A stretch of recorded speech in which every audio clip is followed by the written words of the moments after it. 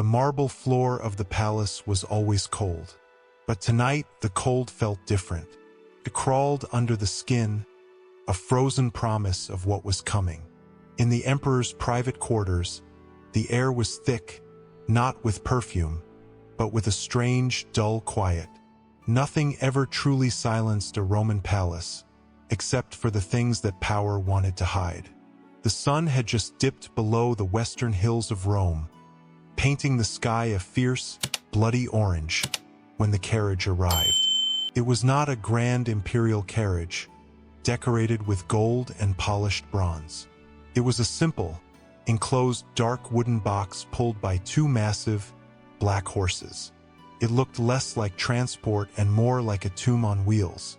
The vehicle stopped outside the heavy bronze gates of the Balbys family estate. A single, tall figure, wrapped in a plain military cloak, stepped out. He carried no torch, but in the fading light, the silver ring on his finger caught the last rays of the sun. This ring bore the imperial seal, the sharp, cruel profile of Maximinus' eye. Inside the quiet house, Lucia Yunyabalba was reading a scroll by the light of an oil lamp. She was only 18 years old, her hair the color of midnight and her eyes wide with the unmarred innocence of a young woman protected by her family's wealth and status. She was dressed in a simple, soft linen tunic, enjoying the quiet evening. A frantic knock echoed through the atrium. It was not the knock of a servant or a friendly guest. It was the sound of urgent fear. Lucia's father, Senator Marcus Junius Balbys, was having a quiet cup of wine with his wife, Cornelia. Marcus was a man known for his calm, steady nature, a pillar of the Senate. But when he heard that knock, the cup slipped from his hand and shattered on the mosaic floor. The red wine looked like a spreading stain of guilt. "The seal," he whispered, his voice thin and dry. "The emperor's seal." He knew exactly what this meant. This was not a friendly call from a colleague. This was a message from the man who held the city and the world in his giant, brutal hands. Maximinus, I was not a man of invitations. He was a man of commands. The cloaked soldier stood before the senator, silent and unmoving. He held out a rolled parchment, tied with a simple, rough string. The soldier's face was stone. He spoke 3 words, his voice deep and emotionless. "Imperial residence. Tonight." Lucia's father did not need to break the seal to know who the summons was for. In this new, terrifying Rome, ruled by the massive, unpredictable Emperor Maximinus, such commands for young women from noble families were becoming a horrifying, open secret. They were not guests. They were tributes. He looked at the parchment, then up the stairs to where Lucia's lamp still cast a faint yellow light. His heart, which had endured years of political battles and public pressure, now felt like a wet sponge being slowly squeezed in a fist. He was a senator, a man of power and influence, yet tonight his power was less than nothing. It was worthless against the absolute authority of the emperor. Lucia, hearing the strange, hushed voices, came down the stairs. She saw the tall, dark soldier, the broken cup, and the pale, defeated look on her father's face. "Father, what is it?" she asked, her voice clear and gentle, a sound that only made the senator's pain worse. Marcus walked toward her slowly, as if fighting against a strong wind. He reached out and touched her cheek. His hand trembled. "Lucia, my child," he began, trying to keep the panic out of his voice. "The Emperor, Maximinus. He has commanded your presence at a private gathering tonight." Lucia's brow furrowed slightly. "A gathering? For what purpose? Is it a celebration of a victory?" Her father could not meet her eyes. He looked over her shoulder, at the relentless, dark soldier waiting in the doorway. He realized he was not just protecting himself and his family's name by letting her go. He was sealing his own failure as a father. To refuse was to invite the death of their entire family, and a gruesome one at that. Maximinus was famous for his quick, terrible rages. "It is an honor," he lied, the word tasting like ash in his mouth. "A great honor for the Balbi's family. You must go, Lucia. You must be brave, and you must be obedient." As Lucia turned to prepare, accepting her fate with the simple trust of a daughter who believed her father would never let true harm come to her, the senator looked back at the parchment. He knew the truth. This was not an invitation. This was the dark hand of fate reaching into his home, and he, the mighty senator, was forced to hold the door open for it. The emperor was simply too strong, too cruel, and too feared to be defied. The preparations for these secretive nights were whispered about among the elite, tales of rooms built not for pleasure, but for pain and hiding the evidence of terrible acts. The senator felt a chill deeper than the night air. The simple wooden carriage waited. Lucia, having quickly changed into a richer tunic, emerged, her heart beating a little faster with nervous excitement, not understanding the terror that consumed her father. He simply handed her over to the soldier. The soldier gave a curt, military nod, and then closed the door, sealing her into the darkness. As the carriage began to move, the sound of the wheels was muffled, and the ride felt unsettlingly smooth. Lucia didn't know that the floor and walls of this dark box were thickly padded, designed not for her comfort, but to ensure that no sound from the passengers would ever escape into the Roman night. Her journey had begun. The journey to the imperial residence was short, but for Lucia, trapped inside the velvet darkness of the closed carriage, it felt like an endless ride into nowhere. She tried to look out the small, oiled window, but it offered only blurred glimpses of the passing Roman streets. Tall buildings, dark corners, and the occasional glint of a street lamp. The silence inside the carriage was heavy, broken only by the soft thud of the horses' hooves on the ancient stone roads. She tried to rationalize the summons. Perhaps the empress wanted a new companion. Perhaps the emperor merely wanted to show off the daughters of his loyal senators. But a tiny, cold knot of dread tightened in her stomach. Her father's face, so pale and frightened, flashed in her mind. Her father, the powerful Marcus Junius Balbes, had looked like a man watching a death sentence being carried out. The carriage finally halted, not at the grand main gates of the palace, but at a discreet side entrance. The air outside was instantly still, the noise of the city completely gone. It was as if this part of the palace was shielded from the life of Rome. The soldier who had fetched her opened the door. He didn't offer his hand. He simply stood aside. "Follow me," he commanded, his voice barely a whisper. Lucia stepped out. The courtyard was lit by a few dim torches, casting long, dancing shadows. She was led not into the brightly lit public halls, but down a narrow, enclosed passage. The walls here were thick and windowless. There were no decorative mosaics, no statues, only plain, dark stone. It felt less like a palace hallway and more like a service tunnel or a deep, cold vault. The soldier pushed open a heavy wooden door. It swung inward silently. This was no ordinary door. It was thicker than any she had ever seen, wrapped in layers of heavy, dark leather. Inside, the room was surprisingly warm, but the light was unsettling. It came from lamps covered with tinted linen, giving the space a constant, shadowy, blood-red hue.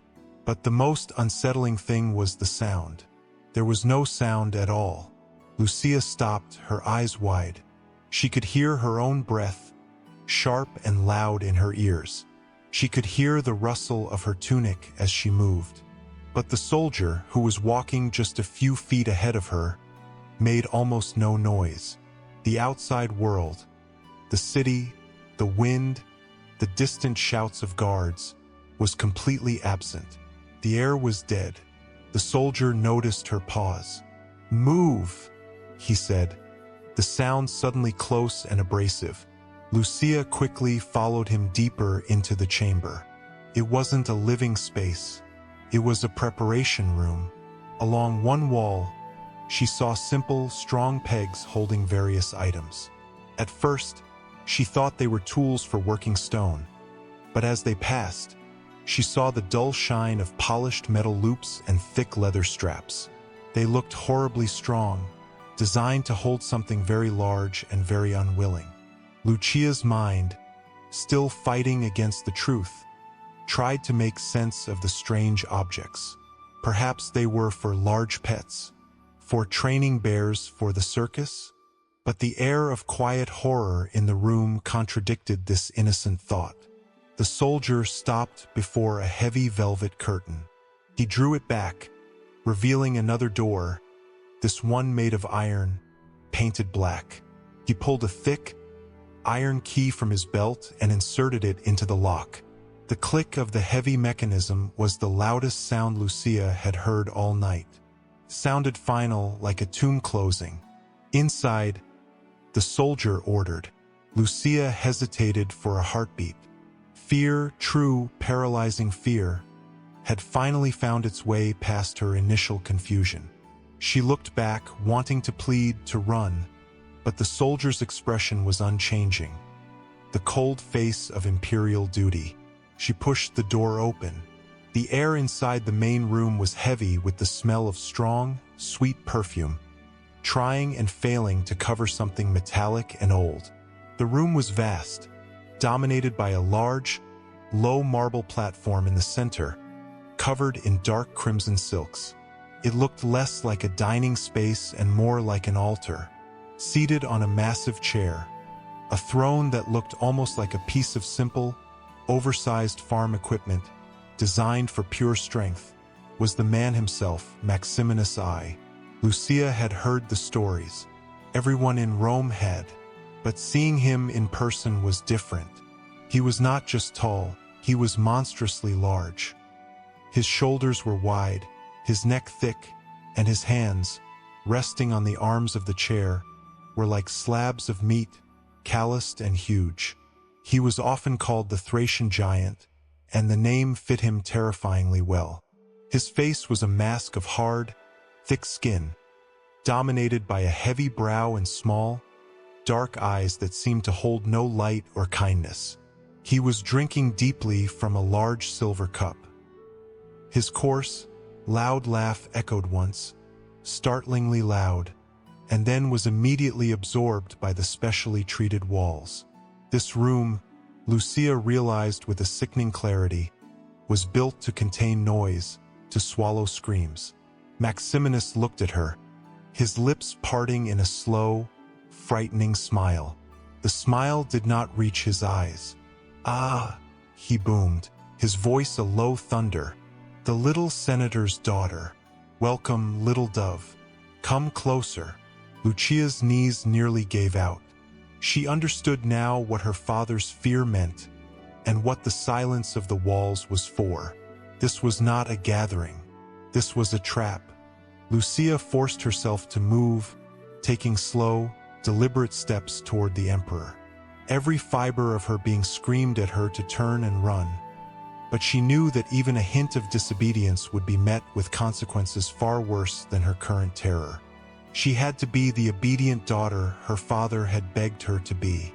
Maximinus watched her approach, his small eyes tracking her every movement with unnerving focus. He did not ask her to sit or bow. He merely observed her with the intense, cruel curiosity of a hunter examining his captive prey. The sheer size of him was overwhelming. His immense body seemed to absorb the light in the room, and the heavy leather armor he sometimes wore for public appearances had been replaced tonight by a simple, voluminous tunic that still could not hide the dense muscle underneath. He looked less like a man and more like a force of nature's mistake. He raised the huge silver cup to his lips again and drained it in one long gulp. the sound of the liquid rushing down his throat strangely audible in the dead silence of the room. He slammed the cup down on a small table beside his chair, the resulting clang loud and sharp, a sudden explosion of noise that made Lucia jump. "You are Lucia," he stated, the confirmation unnecessary, his voice deep and rumbling. "The daughter of Balbes. He is a careful man. Too careful, perhaps." Lucia gathered all the courage she possessed and managed a shaky curtsy. "Yes, Caesar. I am honored to be in your presence." She prayed the lie sounded convincing. Maximinus laughed again, a harsh, unpleasant sound that seemed to scrape against the silence. "Honored? You are terrified, girl. Do not lie to me. I prefer honesty. Fear is honest." He leaned forward slightly, and the massive chair groaned under his weight. His movement was slow, deliberate, and terrifying. "You see this room? It is not built for speeches or dinners. It is built for privacy. My kind of privacy.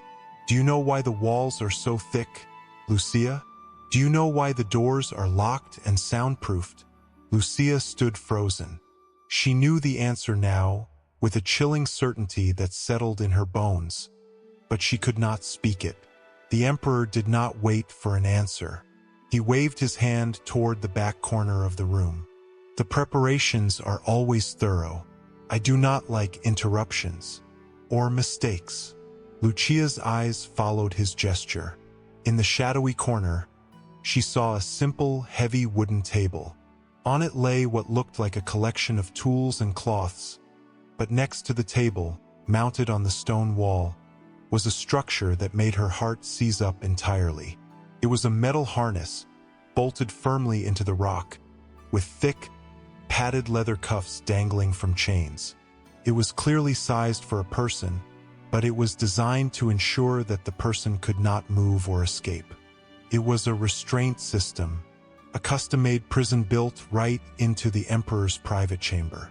The chilling realization hit her. The whispers in the city were true. The stories of brutality and terrible, specific preparation were not just rumors meant to frighten children. They were reality. This palace, built to hold the leader of the Roman world, was also built as a stage for his darkest, most protected secrets. Maximinus observed her reaction. He seemed to derive genuine pleasure from the fear he saw in her eyes. It was a twisted form of entertainment for him. "You see," he said, settling back into his chair, his tone shifting to something cold and businesslike. "I am a large man, Lucia, larger than any man in the city. My strength, it must be contained, you understand? Not for my safety, of course, for the safety of others who visit my little gatherings." He smiled again, and this time the smile was pure menace. "My needs are unique, and they require unique arrangements. Your father knows this. All the senators know this. They send their daughters, their nieces, their chosen sacrifices, because they value their own lives and their titles more than they value your comfort." The truth, spoken so plainly, was a heavier blow than any physical act. Lucia finally understood the depth of her father's fear and his silent complicity. He had handed her over to protect his own skin. The betrayal was almost as paralyzing as the fear of the emperor himself. Maximinus took a fresh, large goblet of wine from an attendant who appeared silently from a hidden door, a man as large and unfeeling as the emperor's guard from the carriage. The attendant's presence reminded Lucia that there were many people involved in maintaining these dark secrets, people whose lives depended on their total silence. "You will be a good girl, Lucia," Maximinus commanded, his voice losing its playful edge and becoming hard as iron. "Because if you are not, if you make a sound that travels beyond these walls, if you fight, then your father will lose more than just a daughter. He will lose everything. And I promise you, Lucia, I can be very inventive in how I take away everything He raised his goblet in a mock toast to the horrified girl. The fate of the powerful Balbi's family hung entirely on the obedience of the young woman standing alone in the emperor's silent, crimson room. While Lucia faced the terror in the soundproof chamber, the machinery of the palace's dark operations continued, hidden from the world. Far below the emperor's private wing, deep in the maze of service tunnels, was another specialized room, the medical facility. This was not the lavish public hospital used for wounded soldiers or palace staff. This was a small, clinical space, immaculate and cold, built specifically for the aftermath of Maximinus's private parties.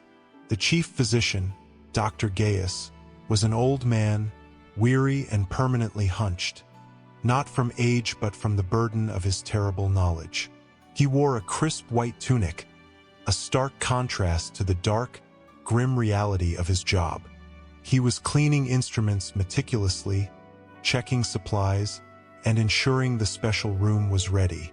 He moved with a practiced efficiency that spoke of long, horrible experience. Gaius knew exactly what Maximinus did.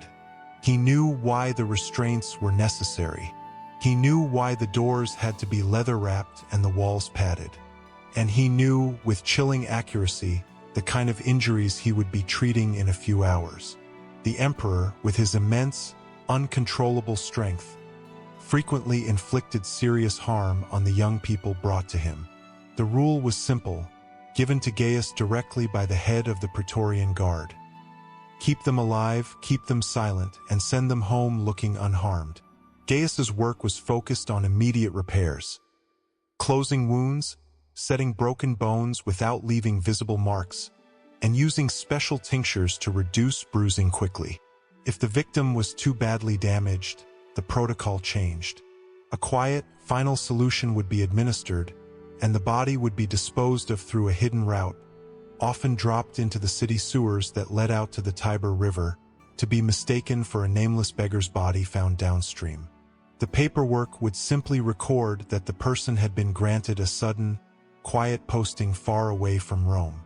This system was an example of the calculated evil of the emperor's rule. His atrocities were not random acts of drunken madness. They were planned, supported, and covered up by a dedicated staff of terrified, compliant servants. A young assistant, barely 20, was sterilizing a set of steel hooks near a burning alcohol lamp. His name was Lucius. He had only been assigned to this department a month ago. He was shaking, trying to focus on his task.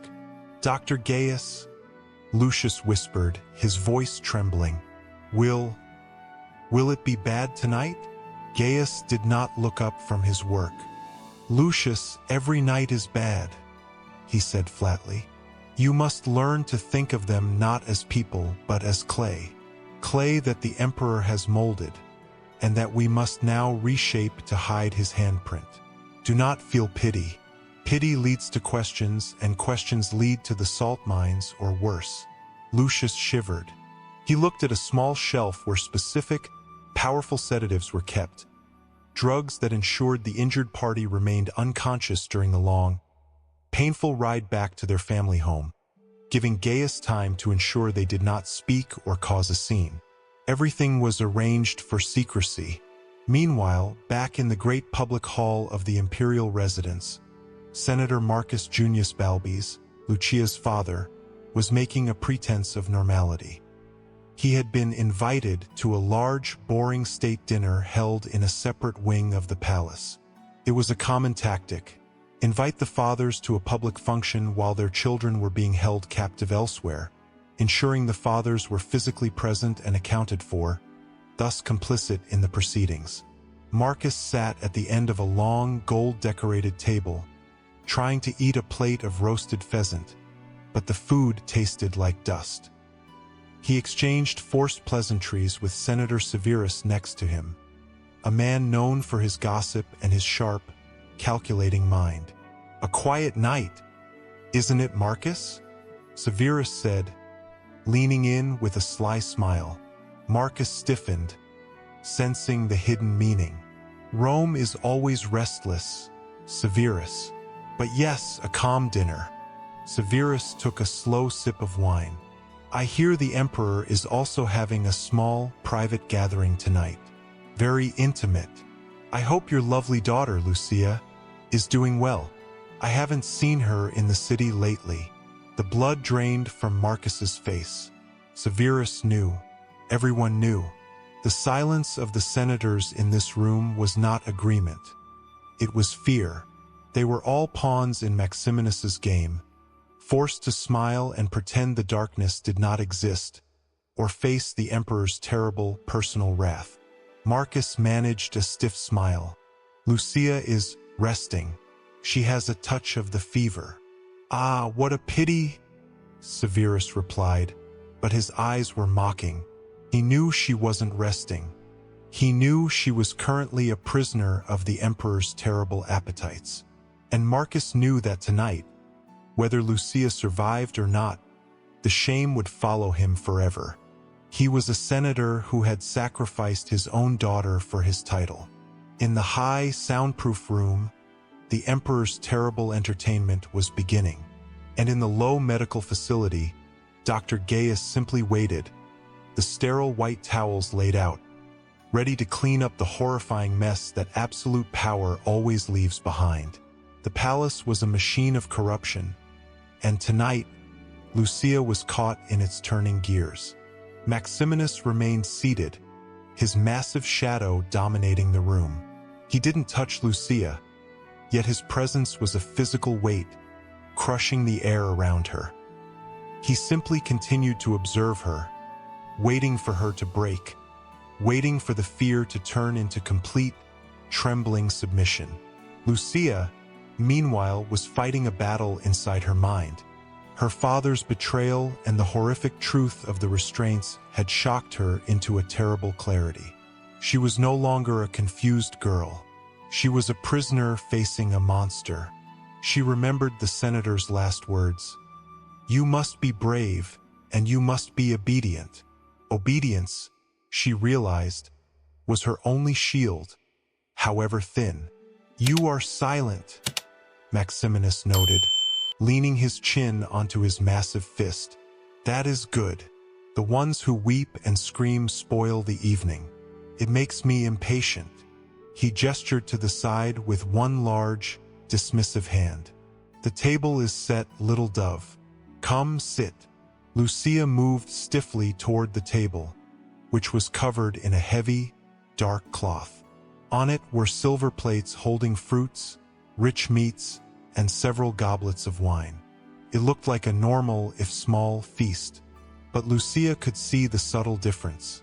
The portions were huge, clearly prepared to satisfy the emperor's famously large appetite. She sat down cautiously on the edge of the chair he indicated. The emperor's chair towered over the table. Maximinus picked up a whole roasted bird with his fingers, ignoring the silver implements, and tore off a large piece, chewing loudly. He watched Lucia as he ate, forcing her to observe his barbaric display of consumption. Eat, Lucia, he commanded. You need your strength. The night is long, and I hate a weak plaything. Lucia, her stomach churning with terror and disgust, reached for a small piece of ripe figure. She put it into her mouth and tried to chew.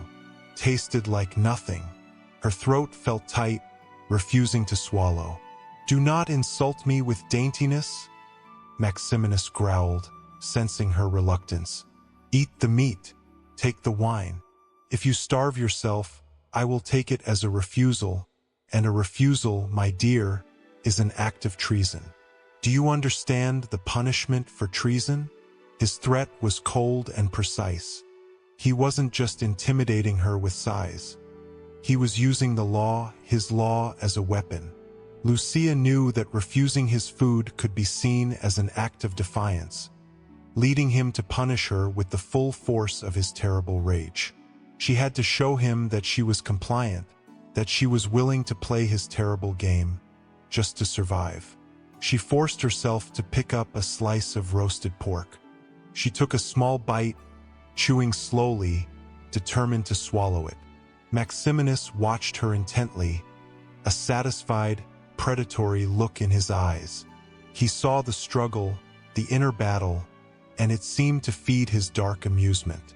"Good girl," he said, a terrible form of praise. "You have spirit, but you understand power. Power is knowing when to bend, little senator's daughter. Your father understands this well." He then began to speak not about the parties, but about himself. "Maximinus, I was a man who had risen from a simple Thracian soldier, a barbarian in the eyes of the Senate, to become emperor. He saw himself as strong, pure power, scornful of the rich, soft-handed Roman elite. They hate me," he said, pointing a meat-greased finger at the ceiling, indicating the distant Senate and the rest of Rome. "They call me crude, giant, a beast, but they kneel, Lucia. They send me their treasures, their daughters, and their gold, because I am strength and they are weakness." He took a long drink of wine, splashing some of it onto his coarse beard. "You are here tonight, Lucia, not because you are beautiful, though you are. You are here to show the Senate that even their most protected possessions belong to me. You are a symbol of their submission." Lucia felt a flicker of defiance. She was not a symbol. She was a person, but she crushed the thought instantly. If he wanted a symbol of submission, she would give it to him. She would endure. She would survive. She would live to tell the world what lay behind the heavy, soundproof doors. Suddenly, Maximinus threw a heavy silver platter across the room. It hit the thick leather door with a muted thud. The silence of the room swallowed the noise immediately, confirming to Lucia once more the terrifying effectiveness of the soundproofing. "I tire of this pleasantry," the emperor announced, rising slowly from his throne. The act of him standing seemed to make the room shrink. His shadow engulfed the entire table. He walked around the table toward her. Lucia felt the cold grip of fear return, tighter and more absolute than before.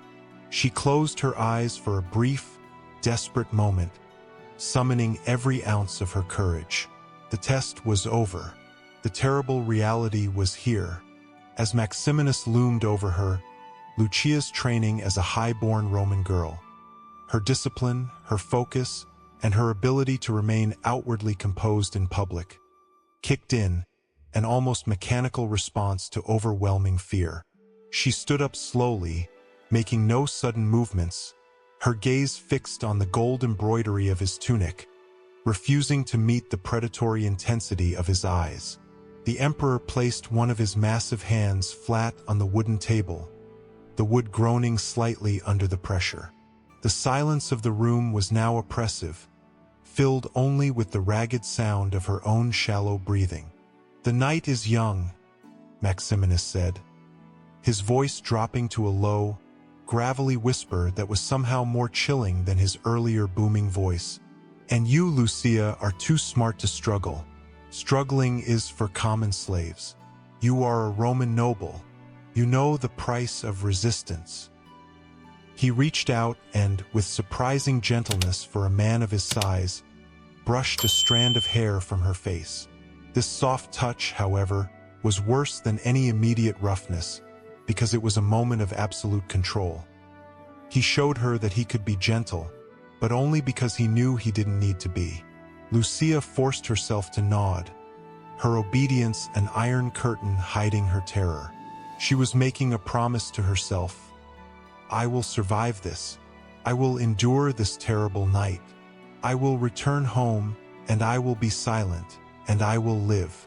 That single, cold goal became her entire universe. The emperor seemed pleased by her silent surrender. He dropped his hand and turned away from the table, walking toward the dark velvet curtain that shielded the corner of the room where the restraints were placed. "Come," he ordered, not looking back. "Let us begin the gathering." Lucia followed him, her steps unsteady, toward the most terrifying structure in the room, the bolted harness against the wall. The The metal chains and leather cuffs looked monstrously strong under the red glow of the lamps. As she drew closer, she saw that the floor in that area was not marble, but rough, gray stone, practical and easy to clean. Everything in this room had a terrible single purpose. As she reached the corner, she saw something she hadn't noticed before. Shielded by the darkness and the Emperor's massive body, lying on a low, padded couch near the wall was another person. It was a young man, perhaps 2 or 3 years older than herself, also dressed in the fine linen of a noble family. He was completely unconscious, his face pale and drawn. He had a bandage wrapped tightly around his forearm, and his breathing was shallow and uneven. He had clearly been sedated, likely by Dr. Gaius and his team, to ensure his silence and compliance, perhaps from a party held the previous night, or even earlier that day. Lucia stared, horrified. The Emperor had not brought her here alone. There were others, victims who passed through these walls like goods in a market. The sight of the unconscious young man shattered the last remnants of her innocence. She realized that Maximinus's parties were not just one event.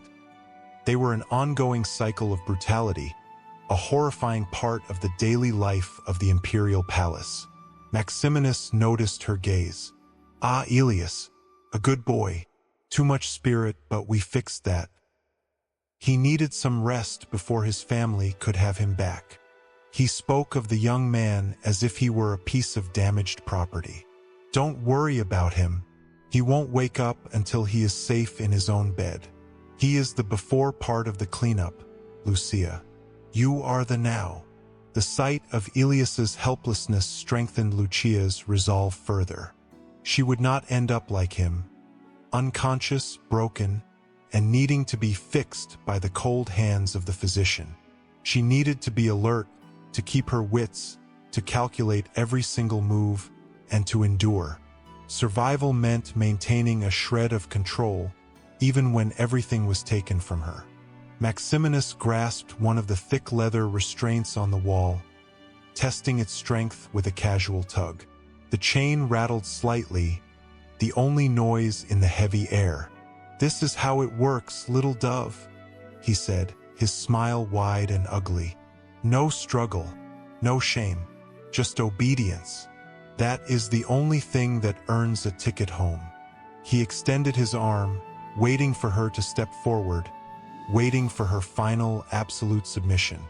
Lucia, feeling the chilling presence of the Emperor, the terrifying silence of the room, and the silent, unconscious proof of the young man on the couch, took a deep breath. She stepped forward. The game of survival had just begun. The night was a blur of silence and unbearable fear for Lucia. She endured the horror, focusing solely on the single thread of her promise: survival. She remembered the senator's warning about the consequences of resistance and the Emperor's cruel promise to destroy her father. This external terror became a strange shield, forcing her to focus only on the immediate moment, making her compliant, quiet, and enduring. As the hours passed, Maximinus grew weary. His immense physical energy began to fade, replaced by a slow, drunken stupor. He was not a man of civilized excess, but of brutal, crude satisfaction. Finally, as the first faint hint of gray light began to push against the heavy stone of the palace walls, the Emperor slumped back into his massive chair, snoring loudly, his breathing thick and heavy. Lucia, bruised and deeply traumatized, but miraculously still conscious, felt a wave of cold relief wash over her. She was alive. The ordeal had ended. Suddenly, the heavy iron door clicked.